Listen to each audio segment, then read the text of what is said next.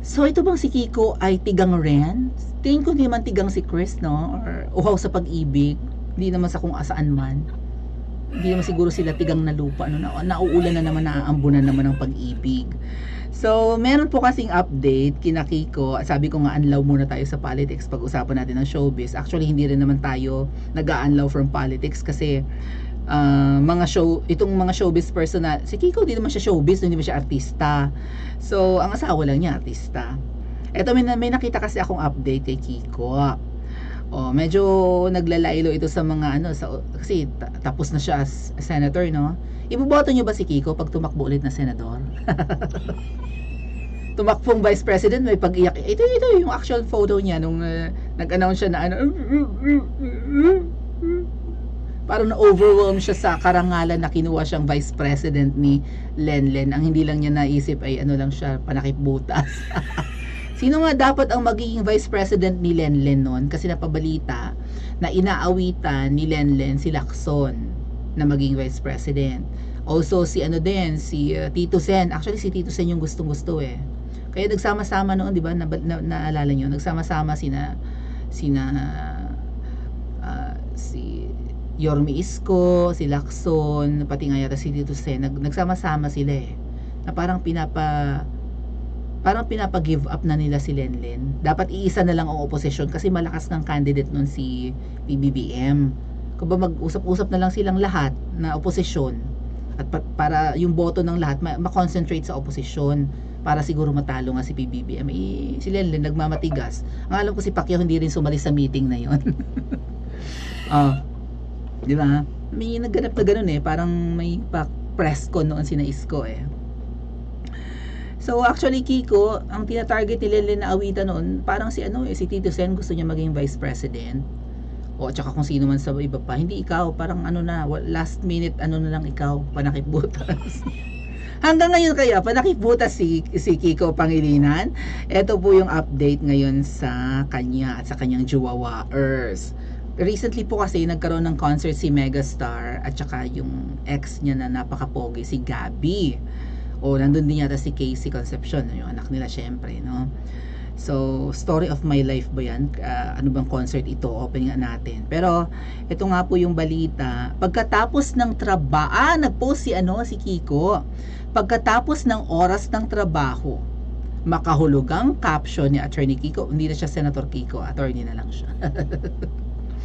Makahulugang caption ni Attorney Kiko Pangilinan sa post niya. Pagkatapos daw ng oras ng trabaho, niyapos naman ni Kiko ang kanyang asawa.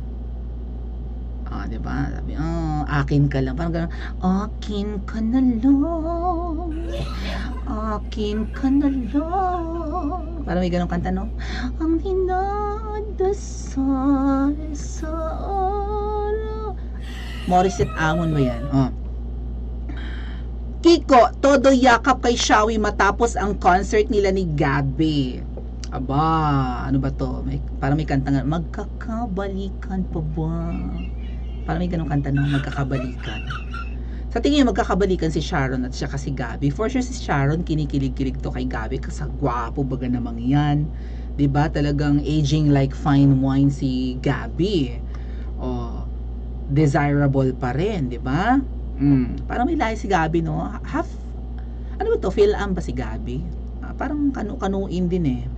So nagkaroon sila ng concert, nagsamang muli at mas gwapo kasi si Gabby.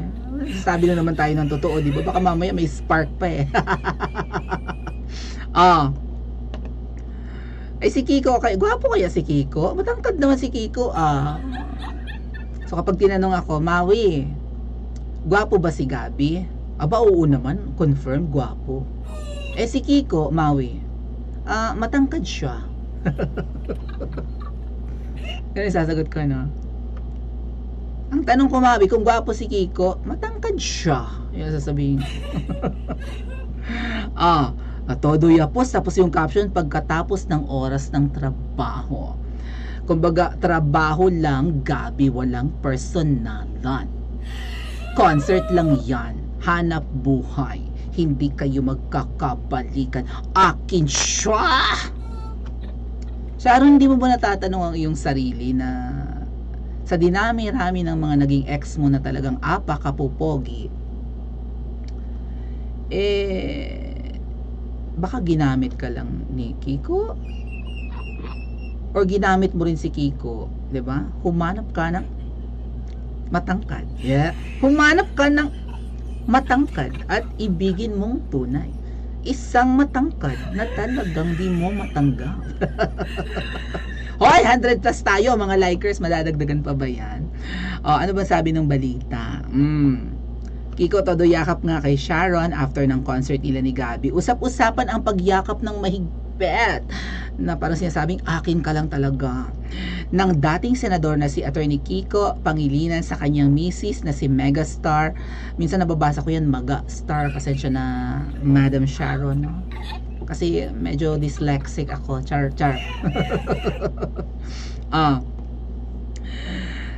sa kanyang misis na si Megastar Sharon Cuneta matapos daw ang Dear Heart. Ayun, yung reunion concert. Yun pala yung pamagat ng concert. Dear Heart. Mahal kong puso. Ay, may pusong involved, Kiko! Hindi ka ba naman makakaramdam ng insecurity niyan? Dear Heart reunion concert nito sa dating katambal at mister na si Gabby Concepcion na naganap noong October 28 ng gabi sa SM Mall of Asia Arena, yung parang mata yung facade, no? Para may big eye yung MOA Arena. Doon ginaganap yung mga basketball, mga Miss Minimers, ganyan, beauty pageant. Makahulugan na naging caption ni Attorney Kiko sa larawan nila ng yakapan ni Shawi. Kapag natapos na ang oras ng trabaho, aniya, yayapusin kita na mahigpit dahil trabaho lang yun. Hindi yun nagkabalikan na. Muling ipinost ni Kiko ang kaparehong larawan sa FB. So pinost niya, kapag natapos na ang oras ng trabaho, yakap ang mapapala mo sa akin, sabi ni Kiko. Ni-repost pa, pagkatapos ng oras ng trabaho. Pagkatapos ng oras ng trabaho, may uuwian kang mga bisig. Yeah, bisig. Yeah. Ganun yun, di ba?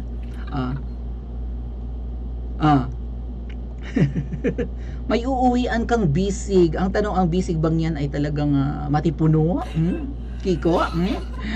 Umani naman ito ng iba't ibang reaksyon at komento mula sa mga nagtapos na ang pantasya ng Shaga, balik na sa realidad. Siguro may mga nangangarap pa rin talaga na magkabalikan si Sharon at saka si Gabby, no? Handali. Great man deserve the highest respect. What?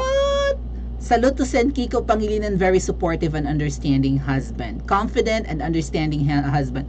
Confident or insecure? Kasi parang sabi niya, oras lang na, pag oras sa trabaho, balik ka sa realidad na akin ka. Pero alam niyo yung kasal ni Megastar at saka ni Gabby noon, di ba? Parang halos himatayin na nga daw si Sharon Cuneta sa dami ng tao noon eh. Kasi parehong artista ang ikinasal. And take note, Ninong at Ninang, sina di ba? Sina dating Pangulong President Marcos. Tama ba? Ninong at Ninang? So, kung tutuusin, si Sharon at saka si PBBM ay, ano tawag sa kanila, kinakapatid. Ganun yun, di ba? Di ba ganun sila? Parang kinakapatid ni Sharon si PBBM kasi anak ng Ninong at Ninang nila eh. So, nung kahuli-hulihan nga, parang nung papatapos na yung campaign period last year, parang nakaramdam na ng surrender si Sharon or something. Parang give up na siya eh. Sabi niya, kasi binabatikos yata ni Sharon noon eh, sa mga meeting di avance, si PBBM. May mga sinasabi siyang masama, binabadmouth niya si PBBM kapag may meeting di avance si Kiko at saka si Lenny.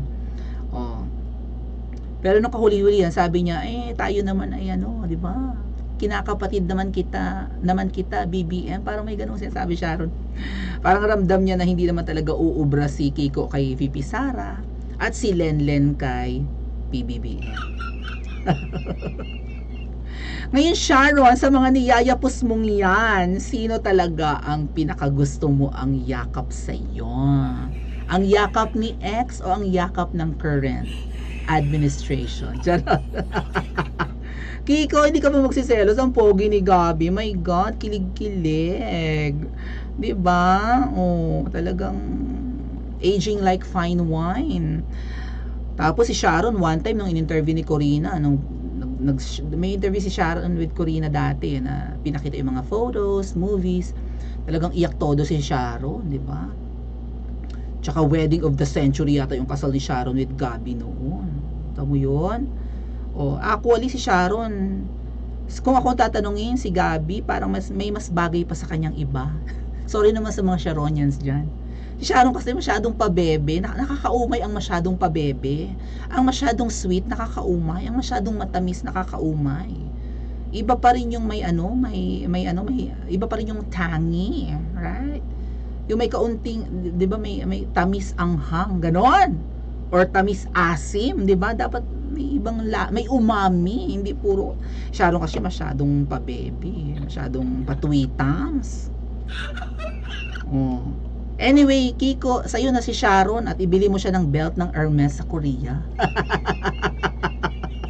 I buy everything. Oh, Sharon, bait-baitan, pero ano pala, no? Feeling pretty woman, feeling Julia Roberts. Oh. Kanino mas bagay si Sharon? Kay Gabby o kay Kiko? I-comment yun sa comment section at mag-like and subscribe din po kayo. Or wa kayong pakils, di ba?